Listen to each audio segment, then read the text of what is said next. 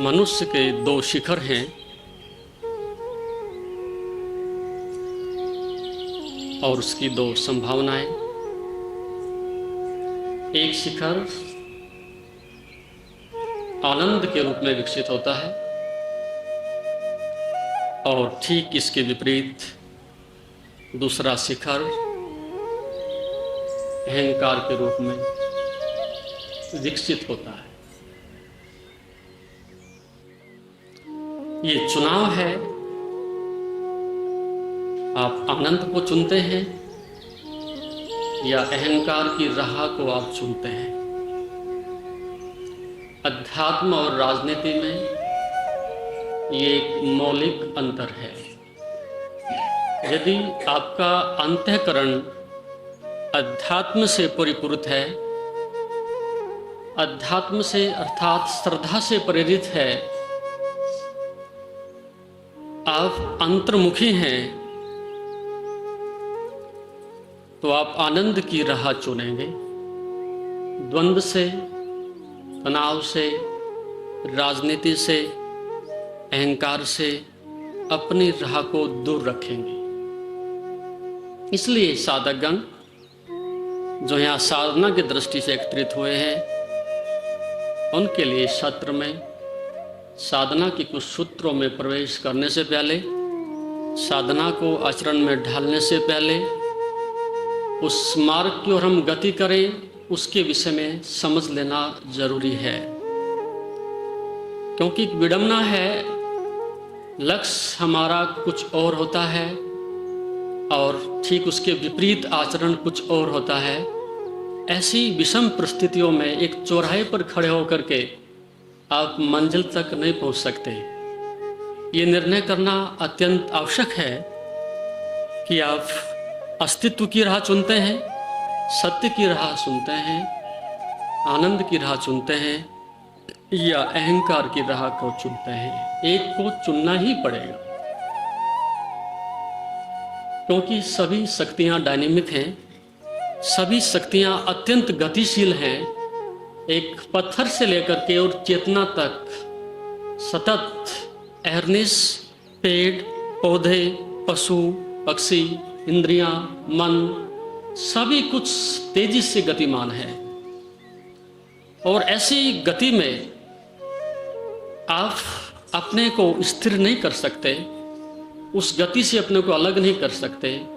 आपको एक चुनाव करना ही होगा, या तो आप पाप चुने या कि पुण्य चुने। आप आनंद को चुने कि अहंकार को चुने। एक का चुनाव आपके अंदर अत्यंत आवश्यक है। यदि आप नहीं चुनते आनंद को, तो अहंकार आपको चुन लेता है। आप नहीं चुनते शांति को, तो अशांति आपको स्वयं चुन लेती है। आप नहीं चुनते पुण्य को, तो पाप स्वयं आपके द्वार में प्रविष्ट हो जाता है। इसलिए आप तटस्थ नहीं रह सकते, आप उन चीज़ों को नियंत्रण में नहीं ला सकते। साधक के लिए सबसे महत्वपूर्ण बात है कि वो पहले चुनाव करें, और चुनाव तभी संभव हो सकता है उसके लिए आपके पास संस्कार हो, स्वभाव हो, प्रयास हो, साधना हो, आपका स्वधर्म हो। जो बार बार गीता में स्वधर्म की बात कही गई है, उस स्वधर्म का अर्थ यही है। आप में से कुछ लोग हैं जो श्रद्धा के मार्ग से आगे बढ़ सकते हैं, कुछ ऐसे साधक हैं जो विवेक के, तर्क के माध्यम से आगे बढ़ सकते हैं, कुछ ऐसे मनुष्य हैं संसार में जो कर्म योग के माध्यम से, कर्म और ज्ञान की पूजा के माध्यम से ही आगे बढ़ सकते हैं, कुछ हैं जो वेदांत के द्वारा ही अहम ब्रह्मास्मि के माध्यम से आगे बढ़ सकते हैं। इसलिए जो इतने मार्गों की बात की है, इतने प्रकार के योग की बात की है, उसके पीछे योग का कारण नहीं, अलग अलग जो मनुष्यों के चित्त हैं, मन है, उनको देखते हुए विभाजन किया गया है।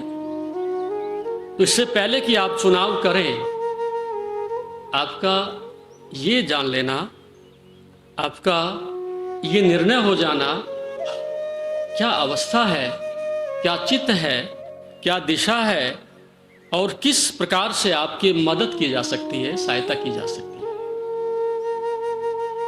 इसलिए 100 में से अधिकांश जो साधक हैं 90% असफल रहते हैं, योग के कारण नहीं, इस कारण से कि उनका चित्त अलग होता है, उनका मस्तिष्क दूसरी दिशा में होता है, अंतःकरण अलग दिशा में होता है, मन अलग दिशा में होता है।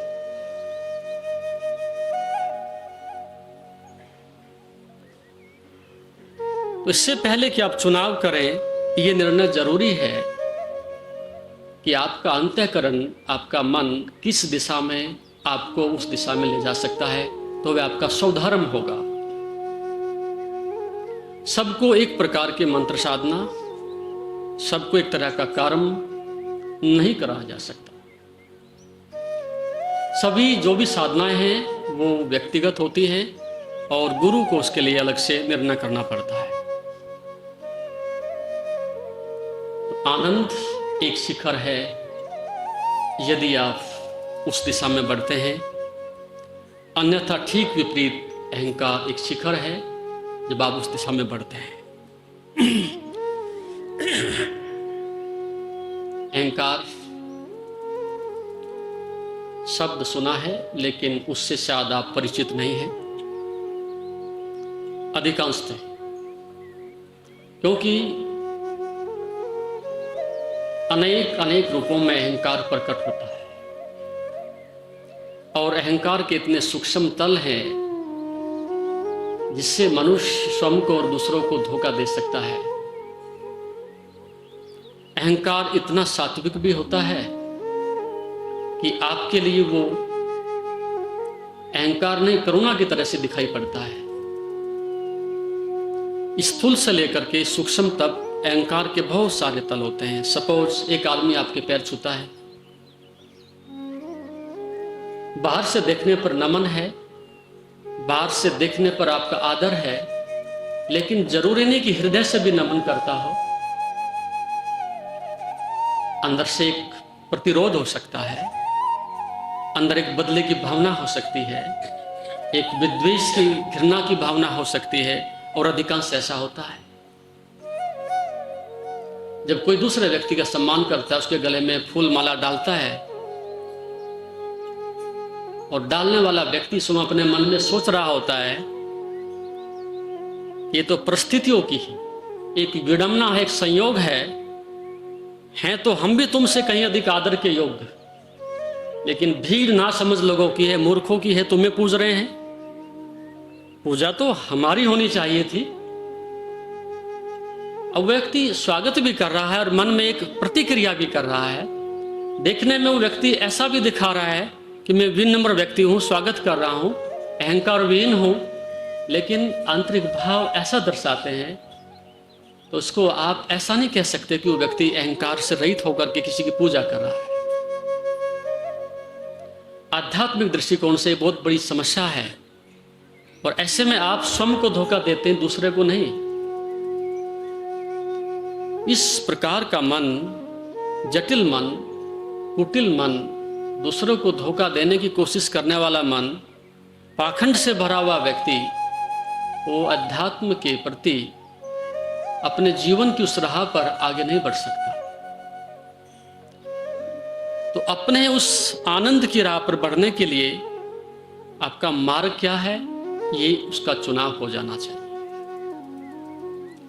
स्त्रियों के लिए कुछ अलग राह होगी, पुरुषों के लिए अलग राह होगी, क्योंकि दोनों का मार्ग भिन्न हो जाता है। पुरुष प्राय विवेक, बुद्धि, तार्क, कुतार्क प्रधान होता है। स्वाभाविक रूप से 10% पूछेगा आदमी, लेकिन स्त्री 10% नहीं पूछेगी। केवल तार्क से बाहर आकर के यही पूछेगी कि मुझे सीधा राह क्या है वो बताइएगा। अच्छा है, बुरा है, पहुंचेंगे नहीं पहुंचेंगे, इसके लिए कोई संदेह नहीं, एक बार हमें मार्ग बताएं और हम चल पड़े। लेकिन मनुष्य का मन इतना जटिल है, वो इतनी आसानी से इस बात के लिए स्वीकृति नहीं दे सकता कि आप बताएं और हम चले। इसलिए योग की दृष्टि से मनुष्य के लिए बहुत कठिनाई है। स्त्री के लिए इतनी बड़ी कठिनाई नहीं है।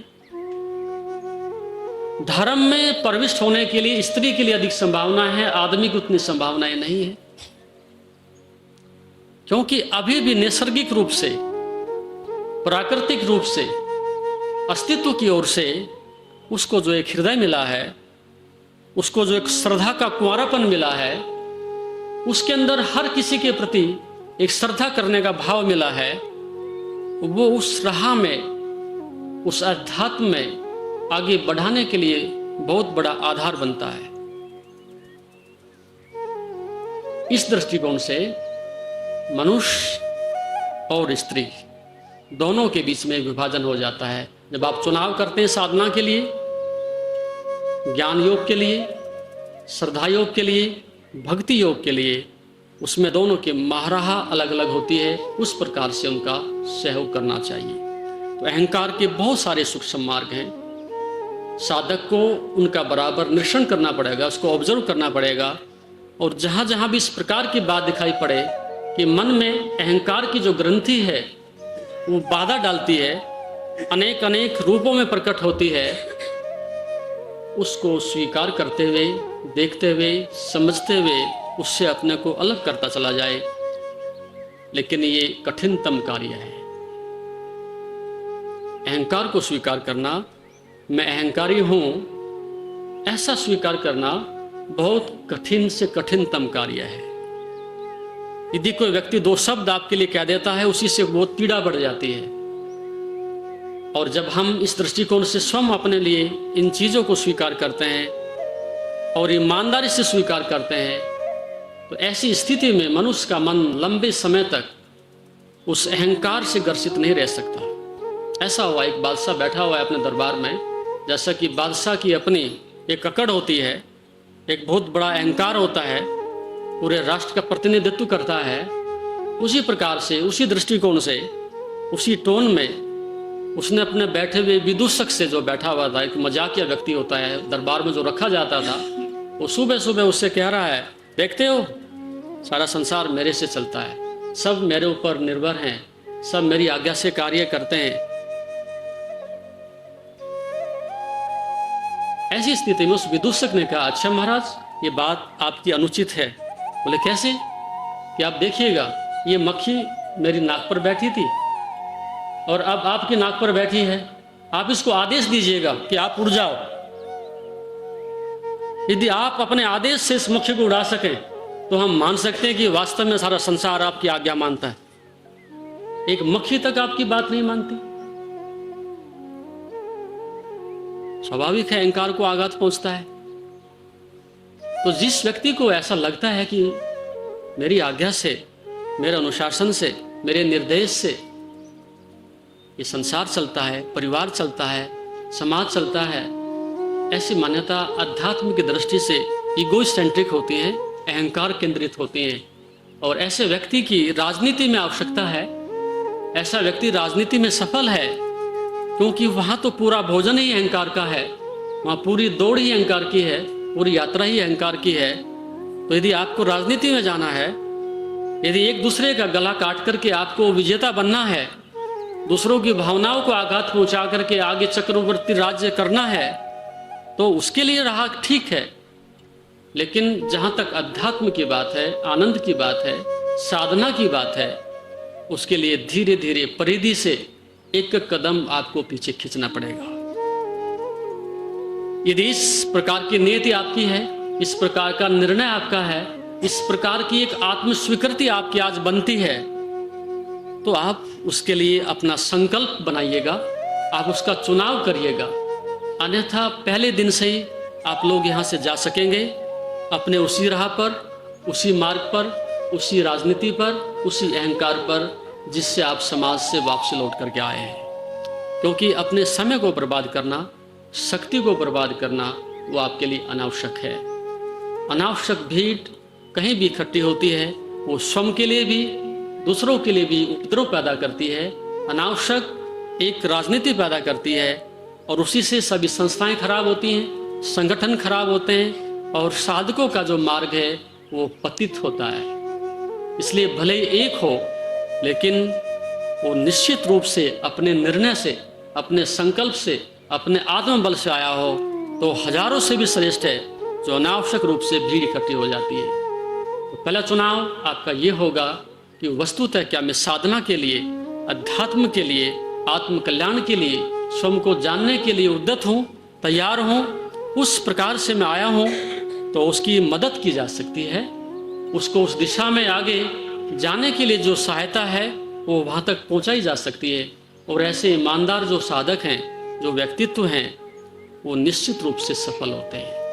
तो सबसे पहला कार्य है अपने प्रति, इस बात के प्रति ईमानदार होना कि अब मैं प्यासा हूँ और पानी चाहता हूँ, अब मैं दुखी हूँ, आनंद चाहता हूँ, अब मैं भटक गया हूँ, मंजिल पर पहुँचना चाहता हूँ। इस प्रकार का यदि आपका निर्णय अपने अनुभव से आया है तो उस अवस्था में साधना आपके लिए अमृत है।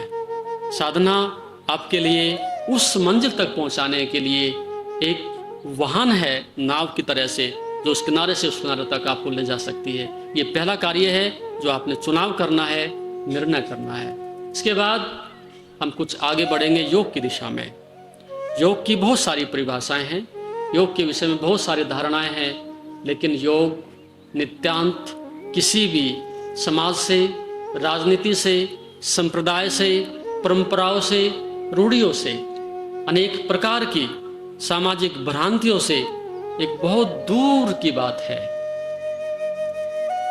हम यदि छोटे शब्दों में कहें, सटीक शब्दों में कहें, सीमित शब्दों में कहें तो योग वह एक क्रांति है, योग एक वह पूंजी है, योग एक वह टेक्निक है जो मनुष्य के समस्त तामस को, अंधकार को, अज्ञानता को, उसकी बंधन को, मूढ़ता को, सभी को समाप्त करके उसके अंदर एक ऐसा रूपांतरण करता है, एक ऐसा केंद्रीकरण करता है, एक ऐसा ठहराव और अंदर से उपलब्धि पैदा करता है जहाँ मनुष्य स्वयं को जान करके अज्ञान से, बंधन से मुक्त होता है। जिसके लिए भगवान पतंजलि ने बहुत सुंदर शब्दों में योगस्सा चित्त वृत्ति निरोधा ऐसा शब्द प्रयोग किया है, ऐसा मंत्र प्रयोग किया गया है कि जो संसार में एक बहुत श्रेष्ठतम साइंटिफिक बेस पर डेफिनेशन है, ऐसी परिभाषा अन्यत्र कहीं भी नहीं मिलती।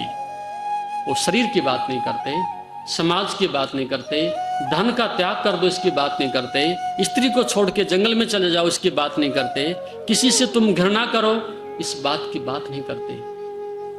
वो एक ही बात कहते हैं, चित्त की वृत्ति अर्थात मन के ऊपर नियंत्रण योग है। उसके लिए किसी के लिए कोई शब्द प्रयोग नहीं हुआ है, न उसमें स्त्री है, न पुरुष है, न राजनीति है, न कोई पठित है, न अपठित है, न कोई जाति है, न संप्रदाय है, क्योंकि मन सबका एक कॉमन फैक्टर है। आप मन से नहीं पहचान सकते, स्त्री हो, पुरुष हो, हिंदू हो, मुसलमान हो, देशी हो, विदेशी हो, मन एक ऐसा कॉमन फैक्टर है जो सबके पास उसी प्रकार की एक शक्ति से निर्मित होता है। उसमें किसी के लिए कोई विभाजन नहीं होता। लेकिन मन के सुनते ही आपके मन में कई भाव पैदा होते हैं। अधिकांश आप सोचते होंगे मन कोई पदार्थ जैसी चीज है, कोई पदार्थ जैसी वस्तु है, लेकिन मन कोई पदार्थ नहीं है। अपितु आपके शरीर और चेतना अर्थात आत्मा के बीच में एक ऐसा सेतु है, एक ऐसी शक्ति है जो एक तरफ से शरीर को छूती है, दूसरी तरफ से अशरीरी अर्थात आत्मा को स्पर्श करती है। इसलिए मन की सबसे बड़ी दुविधा भी है, मन के लिए बहुत बड़ी समस्या भी है, क्योंकि मन को एक दोहरी भूमिका अदा करनी पड़ती है। एक तरफ से बाहर इंद्रियों से भी काम लेना है, बाहर शरीर से भी संपर्क करना है, बाहर पदार्थ से भी जुड़ना है, और उधर चेतना के संपर्क में आकर के उसके निर्देश का पालन भी करना है। ऐसी स्थिति में मन बहुत द्वंद्व में होता है, बहुत क्लेश में होता है, बहुत कलह में होता है। इसलिए मनुष्य जानवर से कहीं अधिक अशांत दिखाई पड़ता है। शायद आपने कभी नहीं सोचा होगा, मनुष्य की जब बात आती है तो आप सोचते हैं हम बहुत प्रसन्नचित हैं, आनंदित हैं, लेकिन वो कभी कभी लहर की तरह से आ जाता होगा, किसी दूसरे के माध्यम से कुछ क्षण प्रसन्नता के आ जाते होंगे, लेकिन अधिकांश जो समय है आपका बहुत तनाव में, चिंता में, द्वंद्व में, क्लेश में व्यतीत होता है। क्यों? क्योंकि किसी प्रकार का ठहराव नहीं। एक तरफ आपका तल पदार्थ से, इंद्रियों से जुड़ा हुआ, एक तरफ चेतना की ओर बहता है। ऐसे एक बीच में, द्वंद्व में आपका मन फंस जाता है कि जहां किसी प्रकार से कोई ठहराव और शांति आपको नहीं मिलती। जब आप पदार्थ की ओर जाते हैं तो आपका मन इतने एक निम्न स्तर पर आ जाता है जैसे कि एक जानवर का स्तर होता है। वहां जाकर के आपका मन मूढ़ हो जाता है, मंद हो जाता है, तामसिक हो जाता है और अधिक आक्रामक हो जाता है। और यहीं से फिर यात्रा आगे बढ़ती है। धीरे धीरे कभी आपका मन बहुत सात्विक होता है, बहुत संतोषपूर्ण होता है, बहुत सात्विक होता है। उस अवस्था में आप अपने को थोड़ा सा अच्छा अनुभव करते हैं और वो कुछ क्षणों के बाद फिर खो जाता है।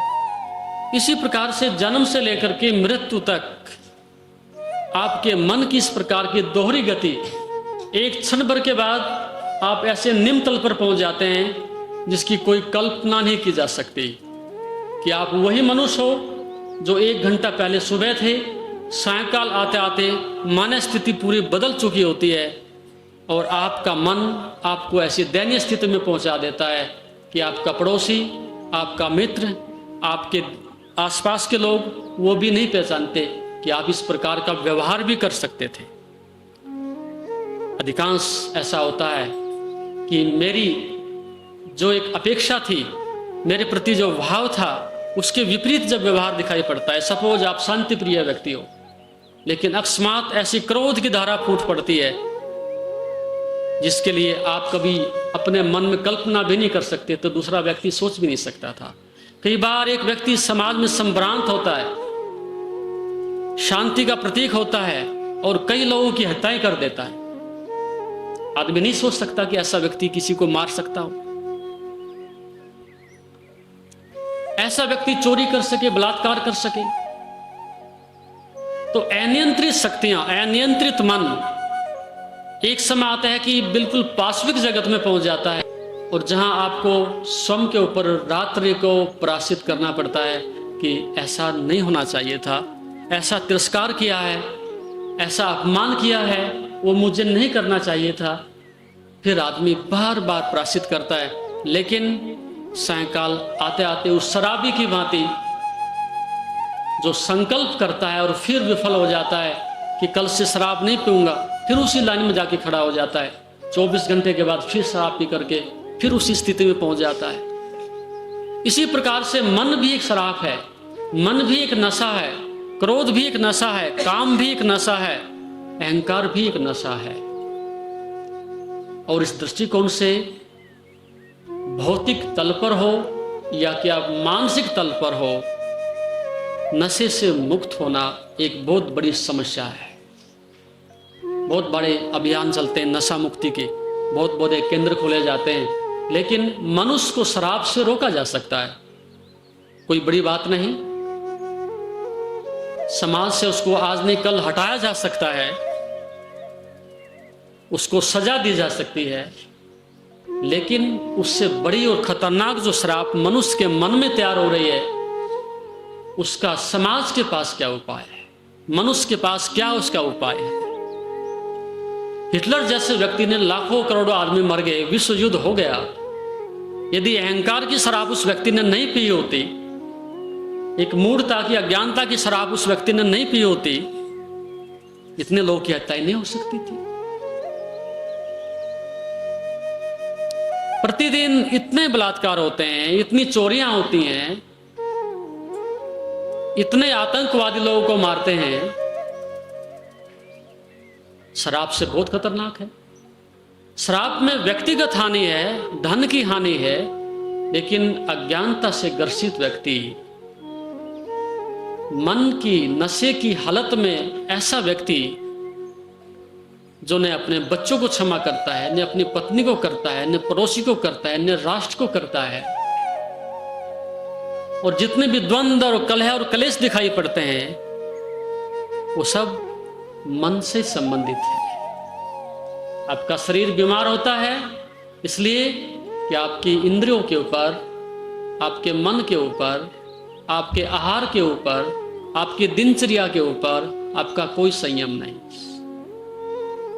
डॉक्टर कितना भी आपको रिस्ट्रिक्शन करे, कितना भी निर्देश दे, कितना भी इनकार करे, यहां तक कि आप मृत्यु के मुंह में खड़े हों, तो भी मन की इतनी दयनीय स्थिति है, इसके बावजूद भी रोगी ये जानते हुए कि ये पदार्थ ग्रहण करने से रुग्ण हो सकता हूं, मौत आ सकती है, लेकिन जीवा के वशीभूत होने के बाद फिर भी इस प्रकार का आहार ग्रहण करता है, रुग्ण हो जाता है। ये एक मनुष्य का, एक मानस जो रोग है, अनियंत्रित जो मन की स्थिति है, जब तक ये ठीक नहीं होती उतने से पहले कभी स्वस्थ समाज नहीं मिल सकता, कभी सुखी समाज नहीं मिल सकता, कभी शांत मनुष्य नहीं मिल सकता।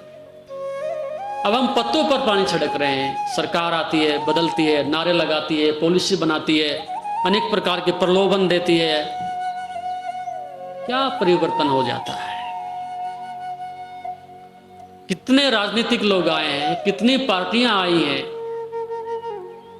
कितने लोगों के सिद्धांत बदले हैं, कितने संप्रदाय आए हैं, लेकिन मनुष्य की स्थिति लगभग दयनीय स्थिति में और बढ़ती जा रही है।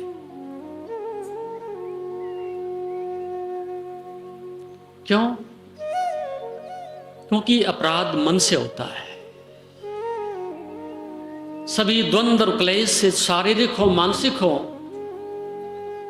वो मनुष्य के अनियंत्रित मन के कारण से पैदा होते हैं। तो योग के प्रति जो इतना आदर है, योग के ऊपर अतीत में जो इतना लंबा एक रिसर्च वर्क हुआ है, और विशेषकर भारतीय जो मनीषी रहे हैं, ऋषि महर्षि हुए हैं, उन्होंने जो इतना बड़ा कार्य किया है, मनुष्य की जटिलता को समझा है, मनुष्य के मानस रोग को देखा है, और फिर उसको रूपांतरित करने का प्रयास किया है,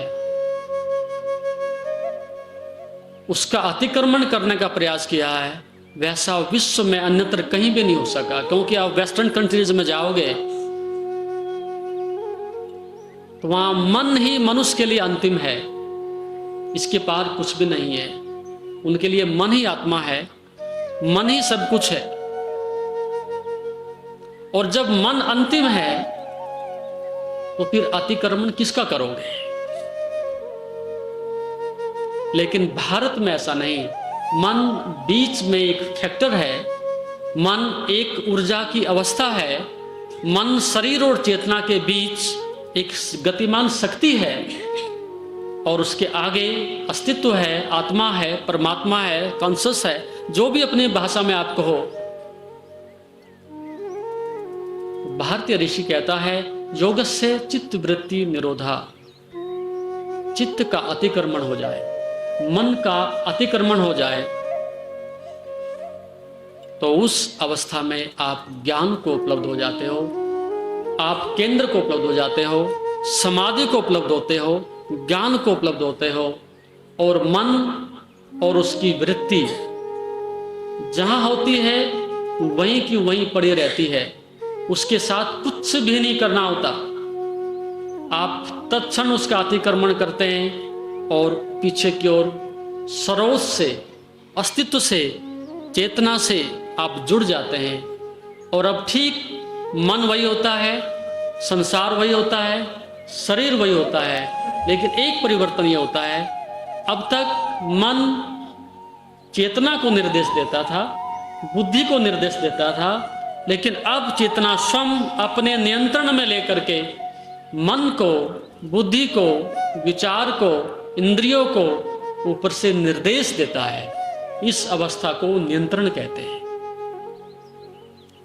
जैसा कि मैंने कहा, सभी गतियां, सभी शक्तियां जो भी आप देखते हैं वो सब ऊर्जा से, ध्वनि से संचालित होती है, इसलिए उनको समाप्त नहीं कर सकते। ज्यादा से ज्यादा उनको परिवर्तित किया जा सकता है। एक चीज बाहर की ओर दौड़ रही थी, उसको इंट्रोवर्ट किया जा सकता है, उसकी गति को बदला जा सकता है, इसलिए अस्तित्व को, चेतना को उपलब्ध होने के बाद में आपके पास डबल एरोड होता है। एक, आप बाहर दे सकें, बाहर दौड़ सकें, बाहर गति कर सकें, ये आपकी स्वतंत्रता है। और दूसरी, आप अंदर गति कर सकें, ये आपकी स्वतंत्रता है। लेकिन सामान्य मनुष्य की स्थिति यह है, वो बाहर तो जा सकता है लेकिन अंदर वापसी नहीं कर सकता। और ये बड़ी दयनीय स्थिति है, ये बहुत दुखद है। आप अपने घर के मालिक हो और किसी कारण से आप मकान से बाहर चले जाएं और आपको द्वार का ना पता हो और आप वापसी ना कर सकें, तो फिर आपकी मालिकियत बेकार है, आपके मालिक होने का कोई अर्थ नहीं। मालिक पहली बार आप तभी होते हैं, आपकी स्वतंत्रता है, आप मकान के बाहर जा सकें और जब चाहें आप अंदर आ सकें। तो मन पर नियंत्रण का अर्थ यह है, जब चाहें इंद्रियों से संसार से जुड़ सकें, विषय से जुड़ सकें, उससे कार्य ले सकें, और जब चाहें आप निर्विचार हो सकें, वापसी कर सकें, अपने केंद्र में लौट सकें और विश्राम में जा सकें। पहली बार तब आप आदमी बनते हो, पहली बार तब आपको आदमियत की प्राप्ति होती है कि जिस दिन आप स्वयं के मालिक बनते हो। इसके पहले आप अनियंत्रित एक जानवर की जिंदगी जीते हो, एक अनियंत्रित उद्दंडता की जिंदगी जीते हो। और यही कारण है आपके क्लेश का और दुख का कि चेतना से कभी कभी निर्देश आते हैं तो उसका आभास होता है अंदर से अपनी इस पवित्रता का, अपनी श्रेष्ठता का, अपनी चेतना का। लेकिन वो सब चीजें प्राकृतिक रूप से होती हैं और फिर कुछ समय के बाद वापसी वैसी तल पर आप लौट जाते हैं। तो मालिकियत जब आपको प्राप्त होती है, उसके बाद आप संसार के द्वंद्व से,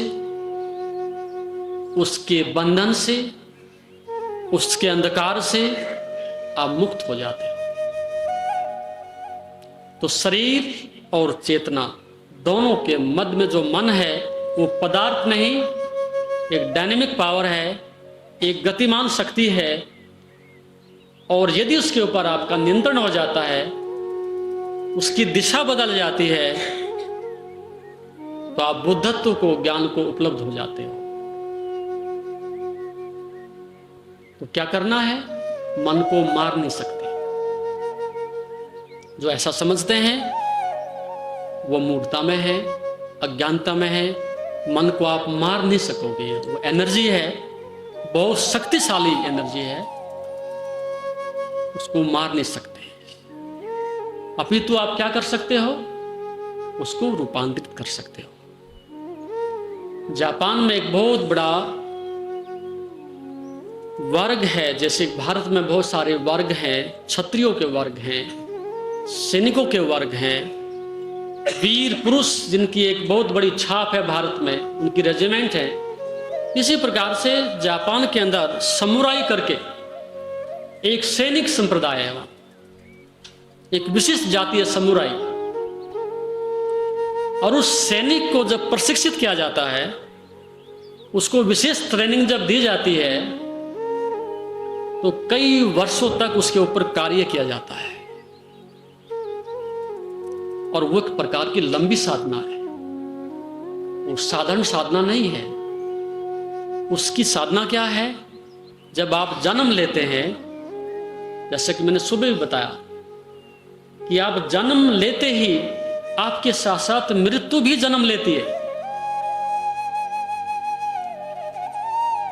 जीवन अकेला नहीं, उसके साथ साथ पैरेलल मृत्यु भी आगे बढ़ती है। और इसलिए तो आप भयभीत रहते हो, इनसिक्योर रहते हो। कितना भी आपको दे दिया जाए, कितनी भी सुरक्षित जगह बैठा दिया जाए, लेकिन फिर भी आप अपने को असुरक्षित महसूस करते हैं। कहीं ना कहीं ये मरने का भाव, मृत्यु का भाव, खो जाने का भाव आपको पकड़ता है। तो उसका अर्थ यह है कि जीवन में कहीं किसी प्रकार से मृत्यु भी प्रविष्ट हो चुकी है। आप लाख इनकार करो, लेकिन भय पकड़ता है, अंधेरे से डरते हो। गरीबी है तो इस बात का डर है कि भोजन नहीं मिलेगा तो मृत्यु हो सकती है। आप पैसा इसलिए इकट्ठा नहीं करते कि पैसे से कोई मुझे सुख मिल रहा है। ठीक से देखा जाए तो उस पैसे से आप मृत्यु को स्थगित करना चाहते हो। भोजन ना दिया जाए तो मृत्यु निश्चित है।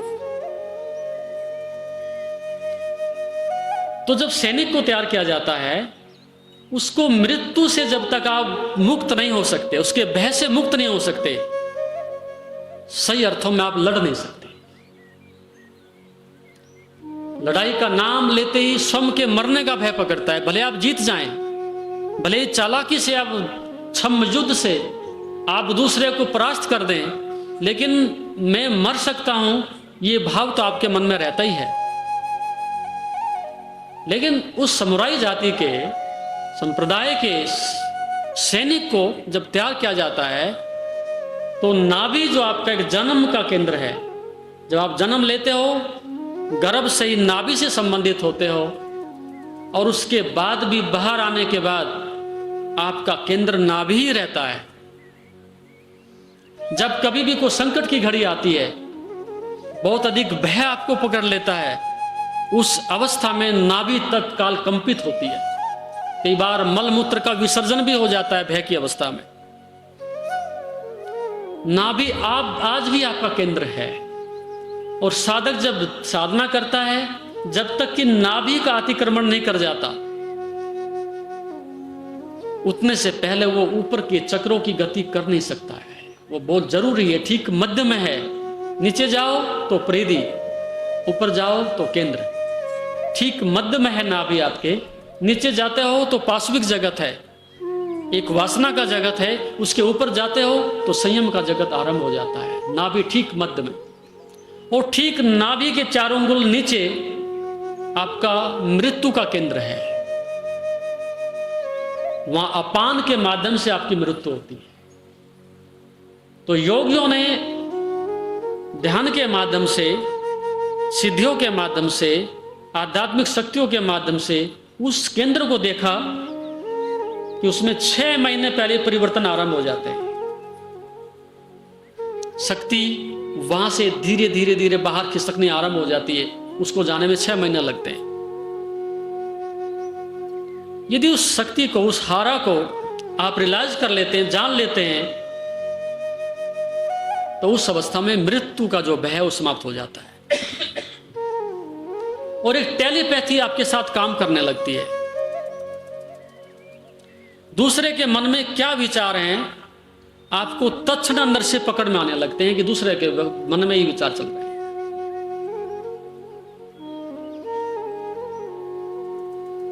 तो सैनिक को जब तैयार किया जाता है और उस हारा पर संयम करने के लिए उसको जो है प्रैक्टिकल रूप में ट्रेनिंग दी जाती है, और जब तक वो उसमें निपुण नहीं हो जाता और दूसरा जो विरोधी है, शत्रु आक्रमण करे इससे पहले उसे पता चलता है कि ये कहां आक्रमण करने वाला है, और तत्क्षण वो बचाव करके फिर आक्रमण करता है, उतने से पहले उसको सेना में लड़ने की अनुमति नहीं दी जाती।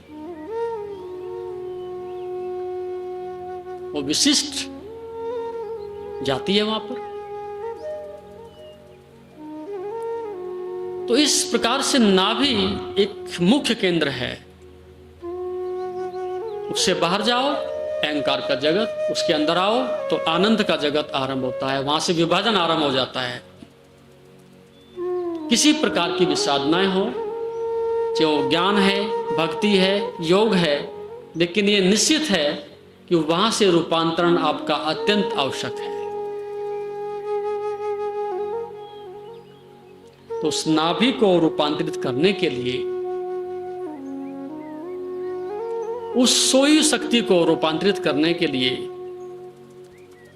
उस प्रीति से जुड़ी हुई शक्ति को ऊपर की ओर परिवर्तित करने के लिए साधना की बहुत सारी विधियां विकसित की गई हैं। बहुत सारी विधियां हैं।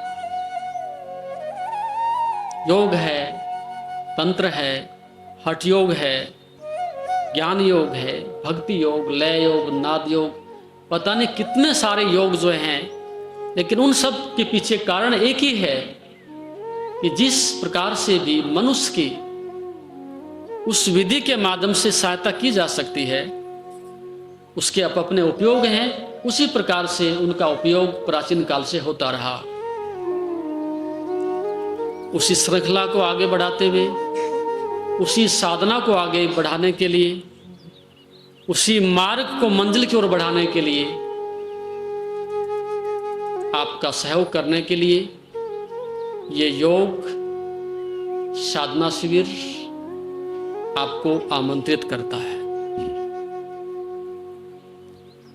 लेकिन उसके पहले कि हम अस्तित्व में, उस आनंद में, अखंड चेतना में प्रविष्ट हों, जैसे कि मैंने मन के विषय में बताया है, योग के विषय में बताया है, मन की कुछ और बातें शेष। एक शरीर और चेतना के मध्य में उसका कार्य, दूसरा कार्य सतत गतिमान है, सतत प्रभावशील है, ये मन का स्वभाव है। और तीसरा, जब आप जन्म लेते हो, पहली आंख संसार में आप खोलते हो, उस समय आपके पास अपना कोई मन नहीं होता। ये बात भूल जाएं, बच्चे के पास कोई मनोविश्लेषण नहीं होता, बच्चे के पास कोई मनन नहीं होता, बच्चे के पास अपना कोई निर्णय नहीं होता। जब बच्चा आता है तो शुद्धतम चेतना होती है,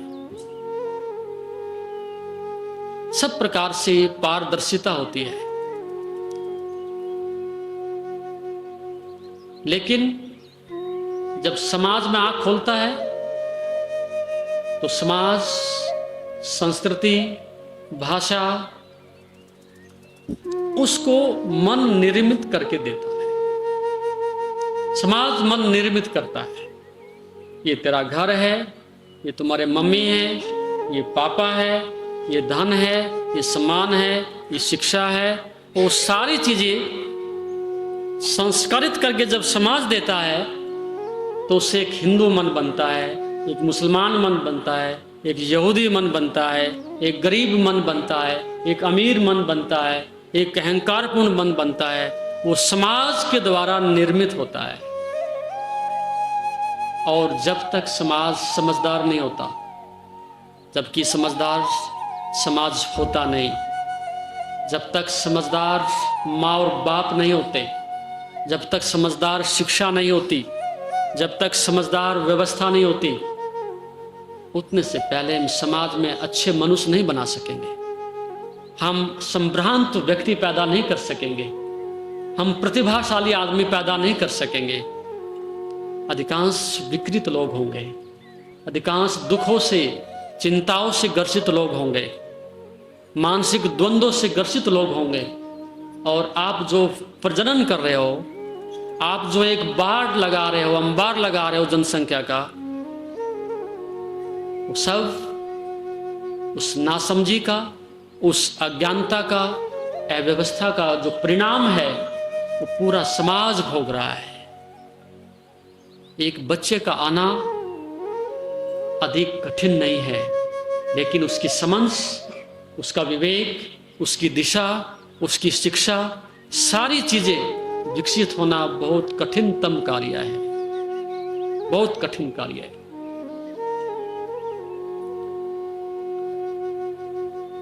तो मन समाज के द्वारा आपको हस्तांतरित होता है, समाज के द्वारा निर्मित किया जाता है, और फिर आपकी वैसी सोच बन जाती है, वैसी दिशा बन जाती है, वैसे विचार बन जाते हैं। उसी प्रकार से, उसी पैटर्न पर एक तेली के बैल की तरह से आप घूमते रहते हो, उसके बाहर आप सोच नहीं सकते, जा नहीं सकते।